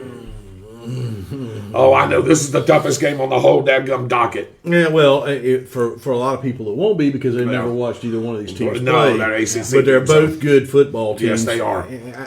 As much as it pains me, give me North Carolina State. David? Um, North Carolina State or Boston College? heads, it's Boston. All right. Boston College. Boston College it is. Hey, this is the surprise game. Boston College is going to run all over NC State. Wow, going to run the ball on them. They have been. So, I am also Boston College. you as like Boston well, College? especially with them playing at home. Boy, am I going to pick up some games this week. I like Boston College close. I think it's going to be a really good game. I know Michael likes them run away. I think you're going to see both Russian attacks. I just think Boston College gets it done at home. Auburn Tigers 4-2 at the Razorbacks, Arkansas. They're 4-2. Give it to me, Byron. Give me the Razorbacks. Give him the Razor Horns. All right, how about you there, Go with Dave? the Tigers. You're going with the Tigers. He's going with Auburn. Auburn. You're going Auburn.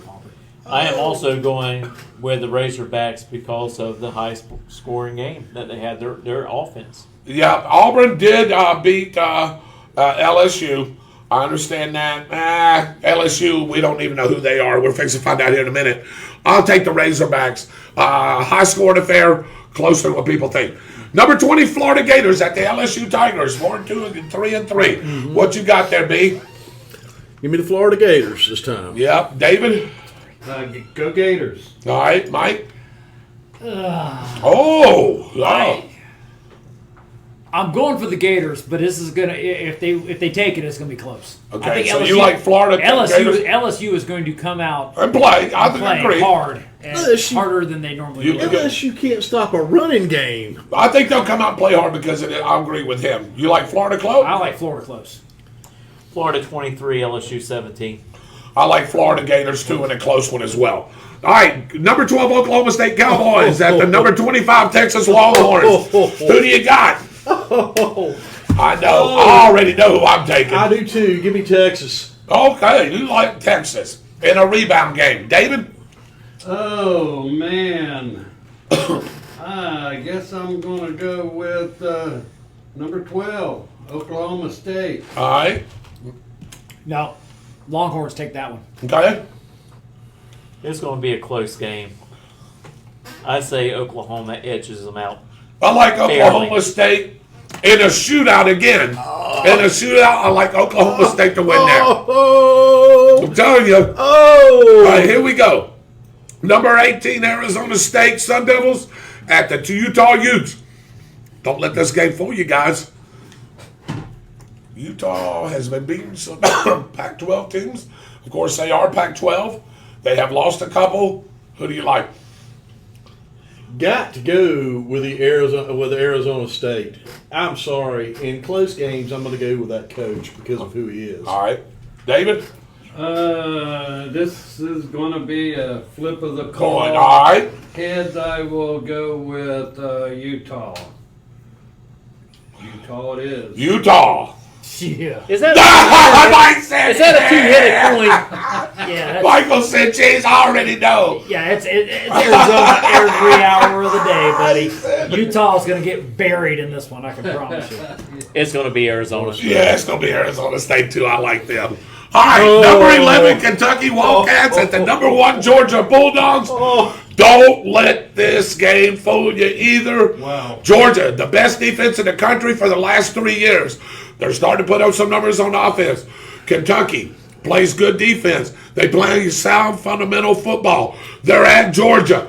Byron, give it to me.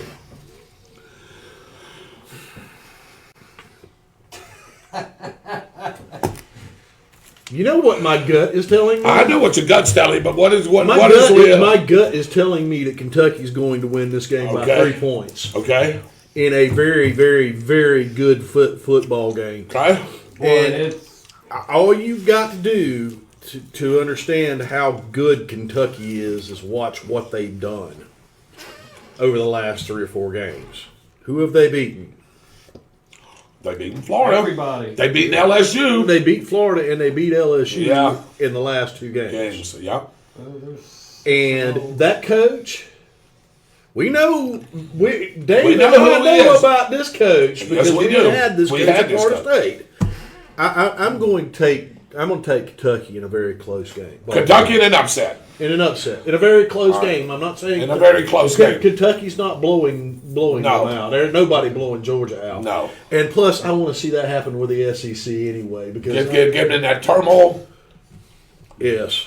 God, I got to say, it could go either way. Yes, it could. It's coming down to a field goal. Okay. And defense is going to make the difference. So you like Georgia? Georgia.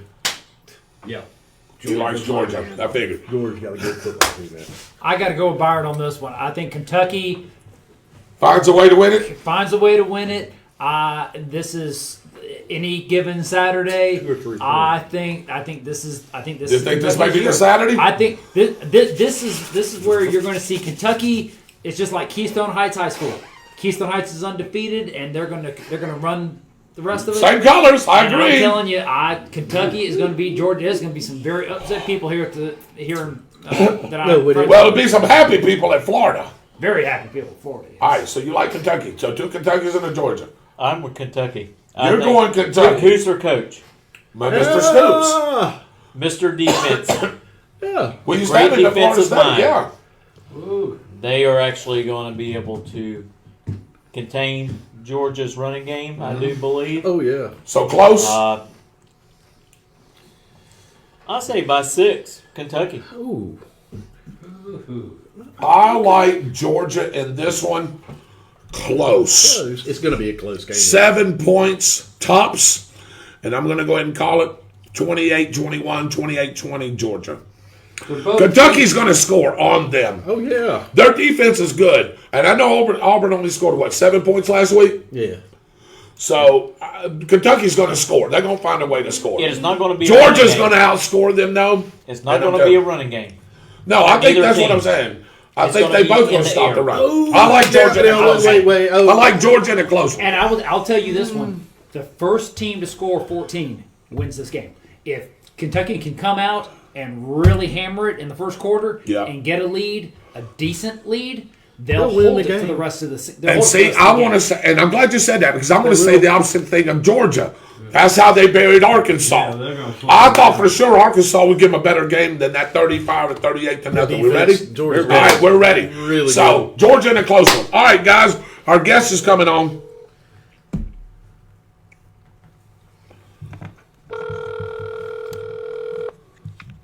Hello. How you doing, Mr. Barnett? Good, man. How are you doing? We're doing great. Good evening. Good evening, Mr. Barnett. This is David Rodgers, host of the On the Spot with David Rodgers show. We've talked to you before. I've got Mr. Byron Bagwell right here with me to my left, my other co-host, right along Mitchell Gunner. Mr. Michael Heater, our director's here, and our producer's here, Lyle. So glad to have you on the show, big guy. Yes, sir, man. Thank y'all for having me again. It's I had fun the last time. Oh, yeah, we had fun as well. So, and I tell you, before we get in starting everything and all the questions and talking about the race, we want to congratulate you on picking up your first NHRA win. What a wonderful day it was. And, man, you didn't have a Pro Mod car. You had a bracket car. That thing was dead on. Yeah, I did. You know, one of our good customers at Modern Racing, name is Derek Brown.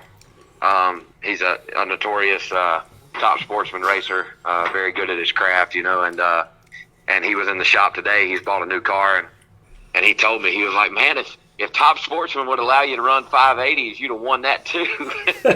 You know, so just unbelievable, man. That thing, it 3 passes in a row.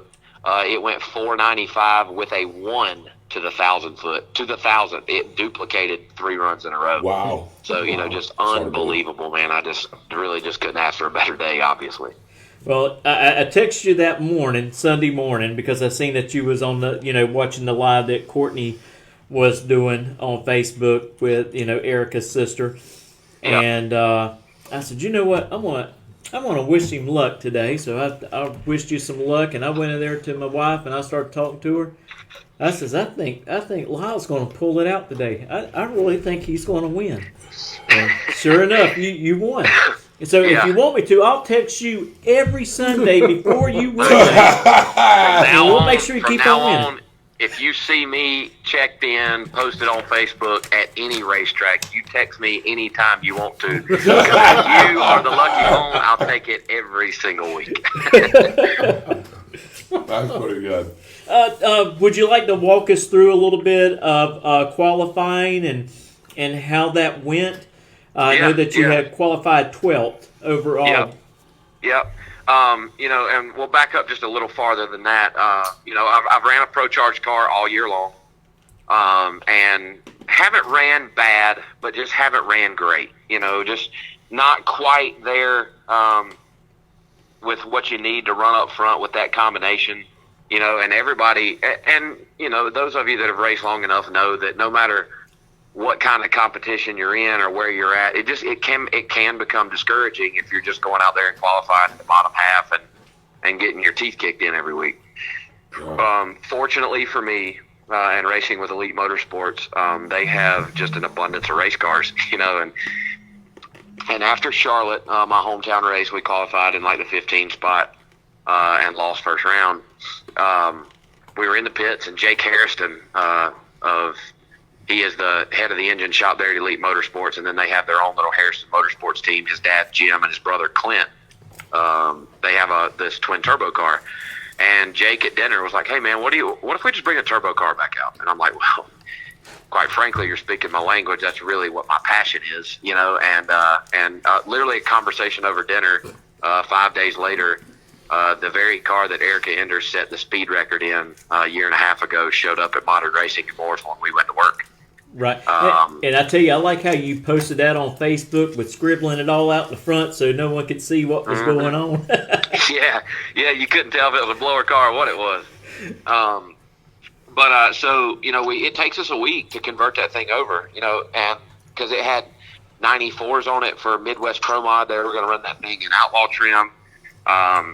Didn't have the right gear. And I mean, there were several things that had to be changed, converter and transmission ratios, you know, just a lot. Took us about a week to get it right and get everything converted over and, you know, and everything right. And so we rolled them to Darlington, last Monday to test, and got 2 runs in, and it started raining. And it was one of those toad floaters, you know, one that ain't going to end. So we loaded the trailer back up in the rain.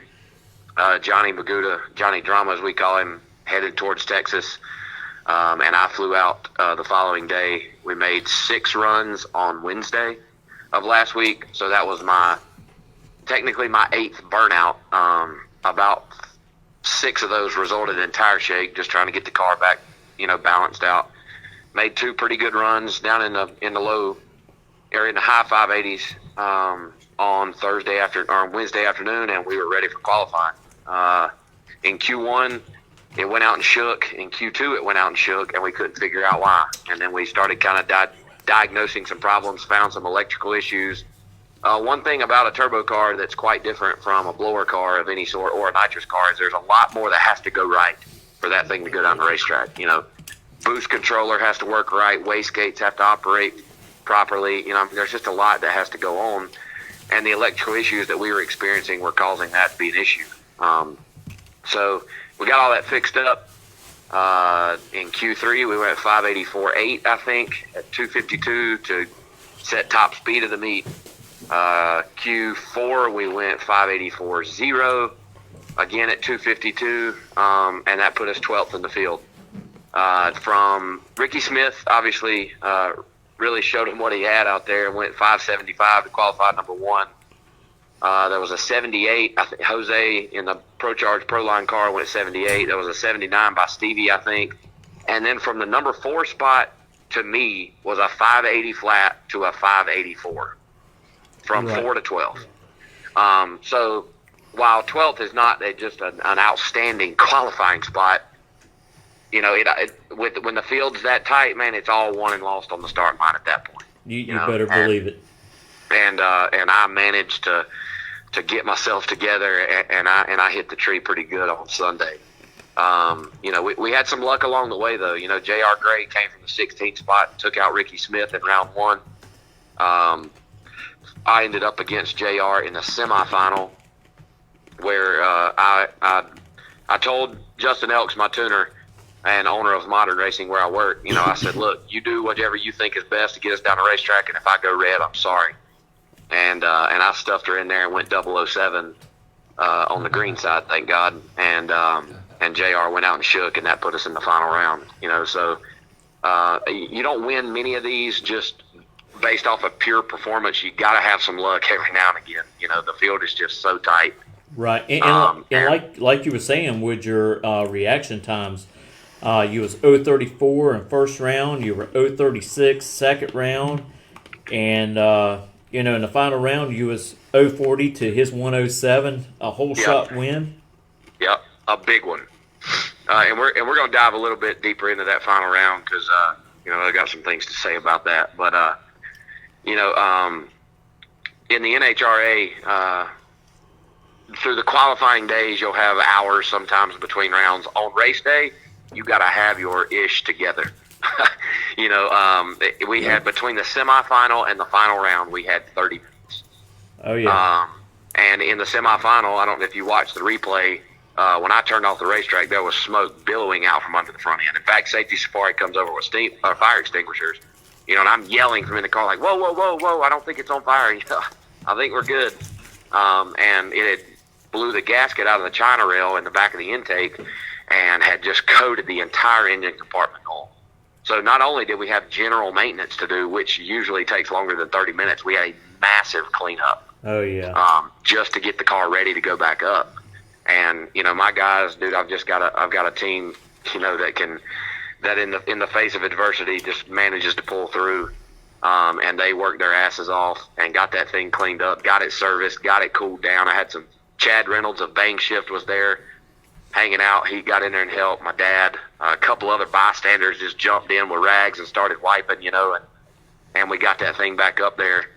I think a bit unfortunate for us, the other team, Justin Bond and his crew knew that. They knew that we had a problem and probably didn't have time to really get that thing back serviced right, and you can watch the replay and pull out your stopwatches or whatever. He tried to hang me out there when I turned the second bulb on. Yeah, and as most of you know who are listening, in a turbo car, you spool that thing up, and then when you go in, you're to the floor. You've been to the floorboard, and it is rapidly cooking the converter. The transmissions and converters get so hot in those turbo cars. Yeah. Right. And with that, if you are burnt down, as I call it, or hung out, or whatever you want to call it, it causes the transmission to slip going down the racetrack. And that's why we slowed there in the final and only went 89. I was on the chip for, and I don't count the seconds prior to me staging, but all in all, I was on the chip for over 8 seconds, or 9 seconds, and 6 of those were after I had turned the bottom bulb on. He only had 7, obviously, to get in. Right. And I think him counting in his head, trying to gain the advantage, messed him up when he turned the bottom bulb on, and I left him sitting there, beat him by 0.02 of a second or 9 inches, if you're more of a visual person. So, right. A really tight drag race. Not exactly the way I had hoped it would go. I really wanted to run him straight up, but it's his 7 seconds, and he can do with it what he wants. But I told him, I said, from this point forward, you either build a bigger fuel cell or just go on in, because I will never go in before you again, ever. So, but it worked out. We ended up winning the deal and made a huge jump in points, and now well within the top 10, and looking for a Rookie of the Year honor when this thing's over. So just a cool deal, Yeah, I tell you what, I was so happy for you. You've been paying your dues the whole season, and trying to accomplish this, and just to have it on the last Pro Mod race of the season was just top notch. Yeah. It's not easy over here, man. It's these are the best of the best. It's a professional level, and you got to bring your A+ game every time you pull to the start line. And it's not often. There may be guys that race NHRA Pro Mod their entire career and never win a race. And there's definitely many that don't do it in their first year. And I'm just very fortunate to have been given the opportunity to race at this level, and then also the opportunity to race with the caliber of equipment and cars that Richard Freeman, the guys at Elite, and the Hairston family have provided. So I just can't thank all those people enough, man. Everybody at Modern Racing, and Justin Elks, and Anthony Lum, the co-crew chief, and my whole crew, dude. They're badass, and they showed it this weekend. With this win, moving on to next year, are you probably going to continue on with the turbo car, or y'all going to go back and look at your other car a little bit? I I would say that there's a better chance we end up continuing on the turbo route. It's what I really like, and we've obviously, it has proved just in one race that it's in our wheelhouse. So I think we'll continue with the turbo deal. Not sure what car you'll see me in. Very possible I may stay in the same one. Very possible we may convert a different car. Not a new model Camaro into a twin turbo car. So we'll just have to see, man. We got 2 races left this year. We leave Thursday for Bristol. That's right. Y'all do still have 2 more. My bad. And then 2 more. So, like I said, Thursday at Bristol, or head to Bristol, and then we finish in Las Vegas Halloween weekend. And fortunately for us, Dallas was really supposed to be just a get your feet wet type of race. Somewhere that we just kind of go and get the car figured out and let me get some more licks in it. We messed around and won the thing, and now we're headed into turbo territory. Bristol tends to favor the turbo combination, and Vegas definitely favors the turbo combination. So yeah, you get that dry air out there. You don't have as much water grains. Yep. Honestly, it's played right into our favor, and we've while we've got good momentum. I hope that we can keep it rolling, and man, it sure would be cool to win both of them and end the year with 3 in a row, but I'm hungry, I'm after it, and I really would like to bring home another Wally or 2 before this year's over. Well, I'll be texting you Sunday. Yes. Oh, yeah, absolutely. all of you can, that you've got my number, and every single one of you can if you want to, because there you go. All right. I'm a very superstitious person. Even the Racers for Christ guys that are at the track and pray with you in the staging lanes, I sought out the same one every round. Like I'd see him across the staging lanes, and I'd fist bump and bypass a couple more. Like, hey man, I know you want to do it, but I got to go to this guy.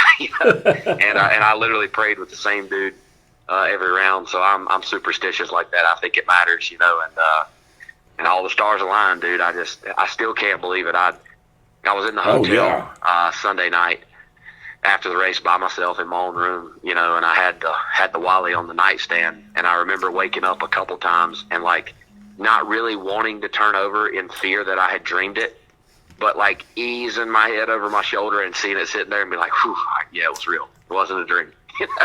So it was just, just cool, man. I would relive it over and over again. They say there's nothing like the first one, and it's like I've said many times, it's a feeling you can't describe with words. I'm one of few that will, and I'm very thankful, but one of few that will get to experience this, but it's something that can only be felt. Right. It's unbelievable. And I tell you, in your interview afterwards, I mean, you could just see the emotion and hear the emotion in your voice. Yep. And how thankful that you were to, to be able to capitalize on getting that win there at Texas. Yeah. And hey, Lyle, I want to congratulate you again. This is David Rodgers, the host here. Yes, sir. I know Mitchell has got several questions left for you, but I've got one, and I see it in some of these pictures. Can you tell me about beer money? Yeah. I can tell you as much as you want because that's my girl there. We built that car on the Horsepower Wars TV show back in 2018. A 10-day build on a $10,000 budget. So the core of that car was built in 10 days. Now it's seen several engine combination transformations, and Precision Turbo, one of my sponsors, hooked me up with a Pro Mod 98 for it, and HED, Pete Harrell at Harrell Engine and Dyno, or HED in Mooresville, does the engine work. And it's still a backyard type build. It's got some pretty nice stuff on it now. Holly EFI, Shannon Davis of Davis Technologies with traction control. And it's just a cool piece. And we started dabbling in the no prep world, realized that we liked it, found some success early, and man, we've been on a tear with that thing this year. I've been to 7 final rounds in a row and won 6 of them. So, wow. I mean, that thing has literally been a second source of income. So let me ask you this. We're thinking about doing the 352 shootout. I know Mitchell's going to be racing in that. And I will steal Mitchell's thunder for just a second. We're going to be there live trying to get some footage on this thing. Would you be interested in bringing beer money up there? Well, when and where is that? It's actually going to be at Gainesville Raceway. You probably can't. It's going to actually be on October the 30th. And I would love to, but we will be in Las Vegas for the final race. Yes, it falls on that same weekend. It does. Yeah.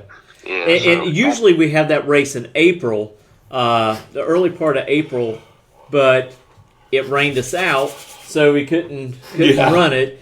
And their open comp class pays out $2,250, I think, to the winner for open comp. Wow.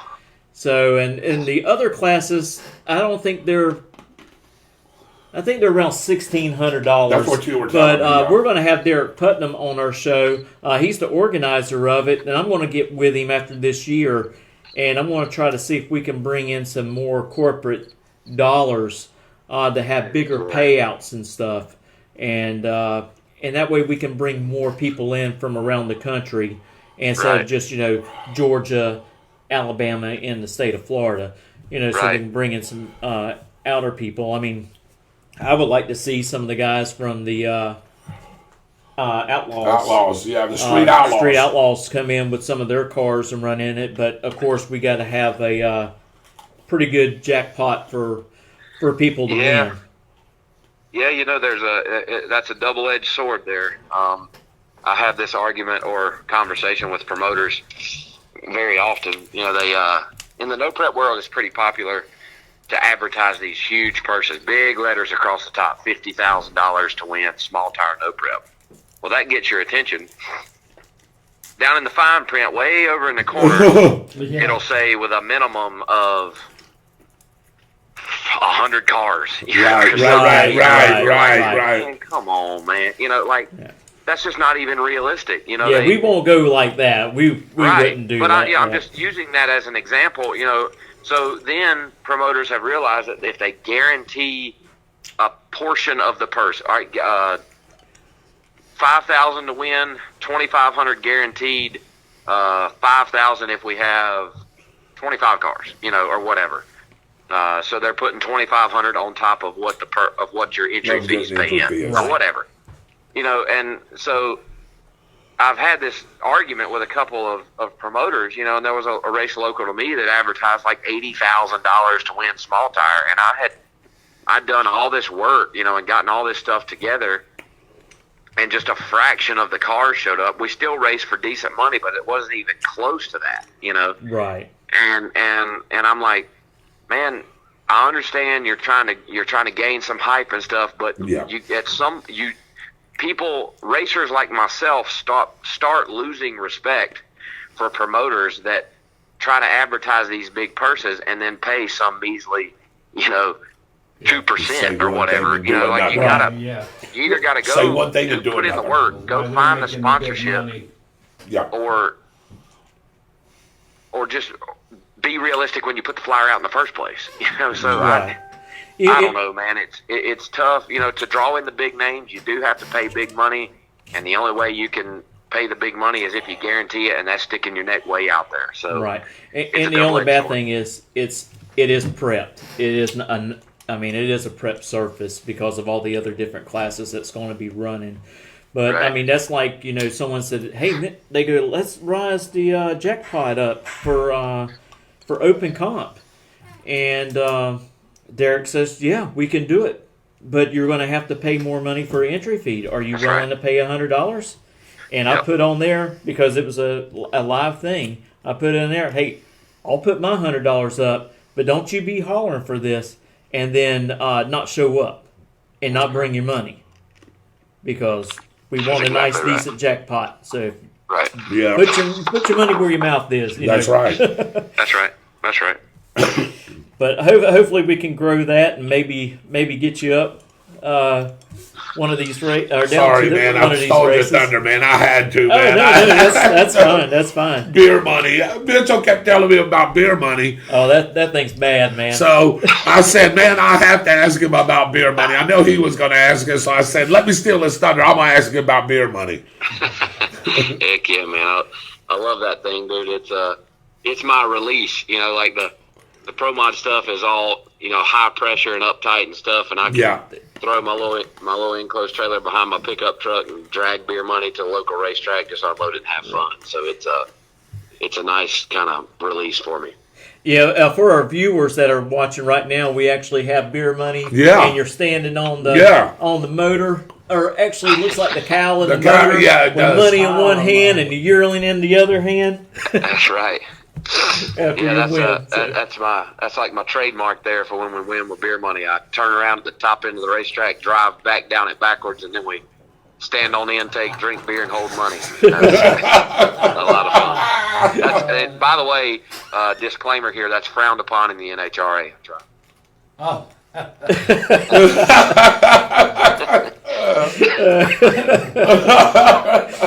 pretty good. Well, before we let you go, we wanted to know if you wanted to give a shout out to your marketing partners, you know, for, you know, racing with Elite and the Pro Mod series, and also the help that they give you on beer money.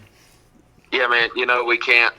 Obviously, it's with today's day and age, it's pretty tough to do it on just your own budget, you know. And I've got great partners that stand behind me and that we travel the country representing, and it's just cool. You know, obviously Elite Motorsports and Richard Freeman, everybody there that provides us with the horsepower, and I don't know if you guys saw the starting line video that I posted, but it looked like the starting line at South Georgia on a Radio versus the World final round or a late night qualifier at South Georgia. You know, there was people everywhere, and those were mostly the Elite Motorsports guys. All my coworkers and the guys at Modern Racing, you know, that keep the shop running when Justin, Ben, Mike, and myself are gone at the racetrack. A sponsor of mine that follows me no matter where I go, Motion Raceworks, Doug, Andy, Brian, Cletus, and everybody there. They've been a long-time supporter of me, and I just can't thank them enough. PD Fleet, Russell Miller, and DD Miller that own Darlington Dragway, they came on board earlier this year and got me to a couple races. Super thankful for them. Tommy Kirk and everybody at MacFab Beadlocks. Jack, everybody at Billet Atomizer Racing Injectors. You know, he, again, one that sponsors me across the board, and can't thank them enough. VP Racing Fuels, Jason Ruckert, and all those guys, you know, they came on board the Pro Mod operation this year, and it's been cool to represent them. Wilson Manifolds, obviously now Precision Turbo. You know, now that we are representing the only turbo car in the class, they also sponsor me in beer money and the tooth jerker. You know, and I can't thank them enough. JJ Supply of NC, G-Tech, and everybody that, all you guys and fans that comment, like, and, you know, and support me across my social media platforms and come by at the racetrack. You know, I can't thank all of you enough. It takes all of us to keep this deal rocking and rolling, and guys like y'all that have these shows and give me the opportunity to speak the good word, and you guys promoting what I do. I can't thank y'all either. So hopefully and we like to try to use this show to, you know, try to promote as much as we can NHRA racing, because, you know, there's not really a whole lot of outlets out there where there isn't. On TV. So you do have to use the social media tools to watch these things. If it's with us, when we have, you know, guests like yourself and some of the Pro Stock racers, like Erica and Justin Ashley and Top Fuel, to help promote the sport. And Joe Costello, he does a great job as well. Yes, he does. Keeping the sport moving. And I tell you what, there's a lot of people who listen in that likes to catch stuff like this in case they miss something that's on TV for that little short period of time that it's on. Right. Yeah, you know, and another, you know, Wes Buck and the Wes Buck Show. Oh, Wes Buck is definitely. Yeah. and Chad Reynolds and I haven't done a great job of keeping our show up and running with both of us being busy, but Chad Reynolds and I do the Beards, Burnouts, and Beer show, and so collectively as a group, Mark Caruso, I was just on the Caruso show right before I got on with you guys, and collectively as a group, we've got to work together, to, like I said, to spread the good word and the gospel and keep drag racing in the forefront. It's so easy now for our fans and followers to get distracted, and us lose traction, so together as a group, if we can, stay on it and keep it out there, I think we're making a difference. Right. It's cool that we can all do our own thing and us not be in competition, Right. I want to see your show succeed just as much as I do my own, and exactly. Not piling on top of each other. You're seeing it in race promoters today. It's almost like their job to sort out promoters that they maybe don't care for and try to schedule races on top of each other, and that's no good for anybody. No, it isn't. I agree. So it's cool that people like yourselves and Chad and I, Wes, the Carusos, everybody, Joe Costello, all of us working together. It's really good. It's really good for the sport. And like Wes Buck says, drag racing, in his opinion, is a great American motorsport. And a lot of people would argue that NASCAR is that, but nobody loves anything better than a good drag race coming off the floor to the finish line. Yep. I think we're at right spot, right time. We just got to keep chugging along. Right, and we gotta try to keep these tracks from closing. We're losing Atlanta Dragway, and the old Moroso track down there is closing as well, down in Jupiter. And really sad, because that's less and less places for people to go race. If these people down in Jupiter wants to race, they got to drive up to Orlando. Yeah. To be at a pretty good size, decent track. Yeah. And that's a long haul. We can soapbox about that for a second. There a lot of what you're seeing is just corporate America buying these high quality pieces of land out to put whatever car lots or business parks or housing developments or whatever. But also, that you've got these little local tracks that depend on their weekly test and tune to keep the lights on, a couple big races a month maybe, but social media is both good and bad for these places, because it doesn't take but maybe let's just say somebody like myself, which I would never do this because I support my local tracks and I love them all, but somebody like myself to go somewhere and have a bad experience, and instead of confronting the track owner or a manager there or whatever and having a conversation, and a civil one, don't go cussing them. Right. Take it straight to social media, leave bad reviews, and that does no good for anybody. If you want places to go race and want places to go test and tune, or to go hang out with your buddies or whatever on a Thursday night or a Wednesday night or a Friday night, whatever night your local track test and tunes, you can't resort to trashing them on social media and think that that's going to be something you're going to be able to do in the future. Right. You got, and people don't care, man. It's insane.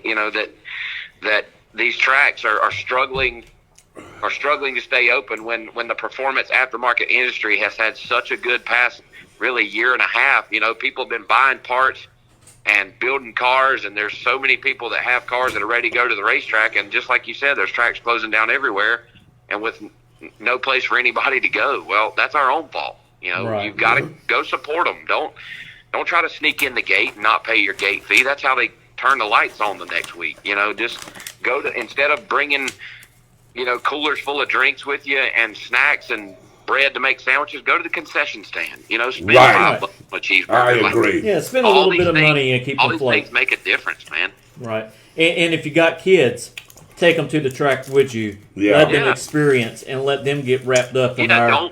Don't let the racetrack be your getaway from your son or daughter or both, or whatever. Take them with you. I can go ahead and tell you right now, my dad got me into racing at a very young age, and I couldn't afford drugs or anything else like that because I spent all of my time and money trying to figure out how to make my car go faster. So exactly right. There's good in all of that. It keeps them from racing on the street, which I know that's becoming more popular with today's TV shows and whatnot, but tracks are trying to even provide, no prep type street racing option as well. So, there's a lot of good in that. But yes, I agree 100% that you need to be taking the young ones, because I go to the racetrack now, and just like when I was coming up, when I was 18 years old, I'm still one of the younger ones racing in my class. And, right. I didn't stay the same age. Like I'm 30 years old now, and I still look around and I pay attention to this stuff and notice that there aren't any 18-year-olds, or not many. There are a few, but there aren't many 18-year-olds out there doing it like I used to, and that's scary. Like there's way too many distractions with phones and, and other things to keep these kids occupied, and nobody wants to turn a wrench anymore, and they're trying to take these auto tech classes and stuff out of schools. And, it's like I said, just like it's dependent on us to go and support these local racetracks, it's dependent on us to get the younger generation involved, and I thought it was amazing this weekend.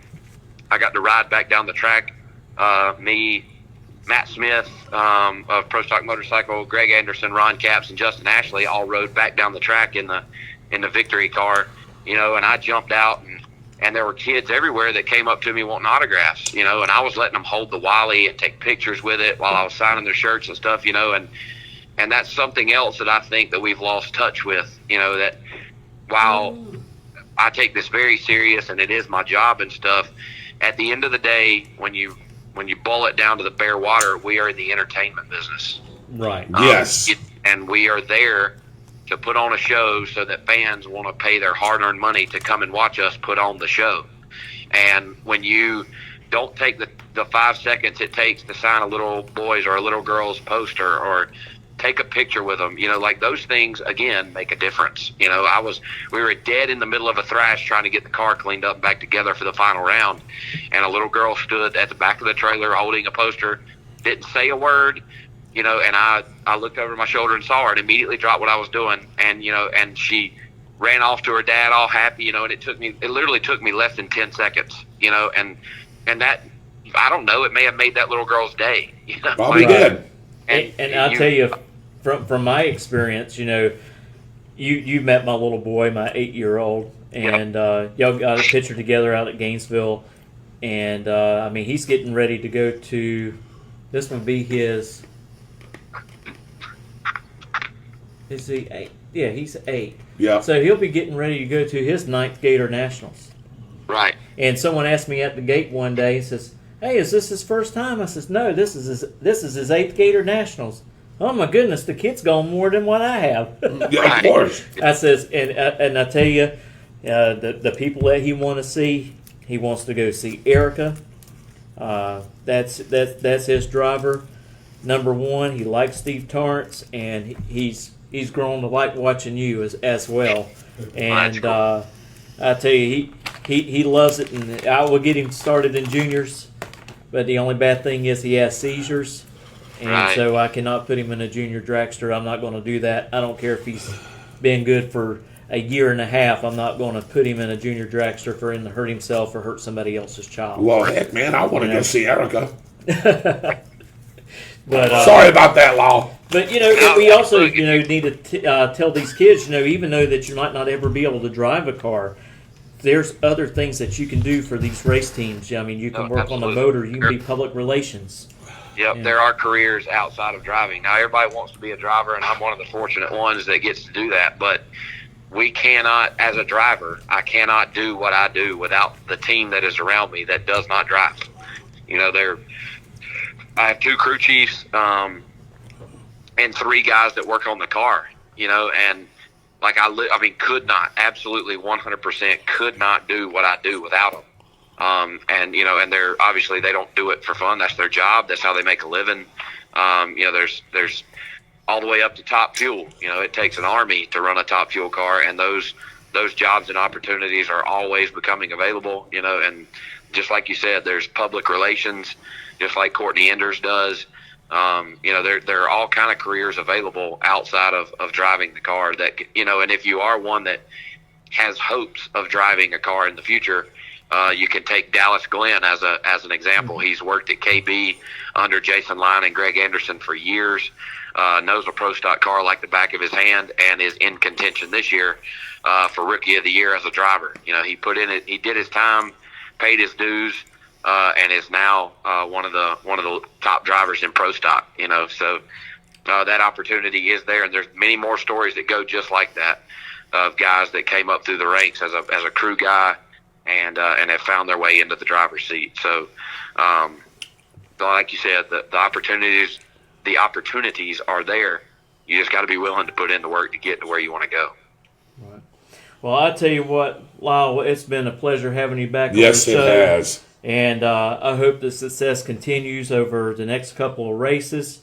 Hopefully, you'll have 3 Wallies on your shelf pretty soon. We're going to hope. I hope so. Hope I'll be looking for that text message Sunday morning. Yeah, you'll get it. I promise. You'll get it, buddy. I promise you that. If we squeeze another one out in Bristol, I'll be expecting a phone call from you next Tuesday night about 8:30.